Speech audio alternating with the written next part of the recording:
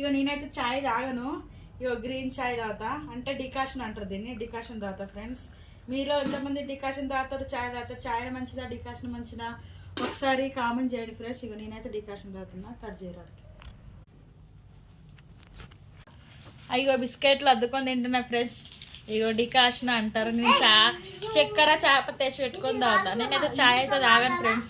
మీరు ఎంతమంది తాగుతారు, ఎంతమంది చాయ్ తాగుతారో నాకు కామెంట్లో చెప్పండి ఫ్రెండ్స్. ఇందులో ఒక్క బిస్కెట్ 2 బిస్కెట్ కన్నా ఎక్కువ తినండి ఫ్రెండ్స్, ఓకేనా? వేడి వేడి అన్నం అయితే పిల్లలకు పెడుతున్నా. వేడి వేడి అన్నం స్కూల్కి వెళ్తారు కదా, ఇగో నెయ్యి అయితే వేస్తున్నా చూడండి ఫ్రెండ్స్. నెయ్యి వేసి తినిపిస్తా. నెయ్యి వేసి అయితే అన్నం పెడుతున్నా ఫ్రెండ్స్ నేను పిల్లలకి. కర్రీ అయితే ఏం పెట్టా, నెయ్యి అంటే మా పిల్లలకు చాలా ఇష్టము. వేడి వేడి అన్నంలోకి నెయ్యి అయితే తింటారు. మీరు కూడా ఎంతమంది నెయ్యి అంటే ఇష్టమో కామెంట్ చేయండి ఫ్రెండ్స్. మా పిల్లలకైతే చాలా చాలా ఇష్టం నెయ్యితోనే, నాకు కూడా ఇష్టం.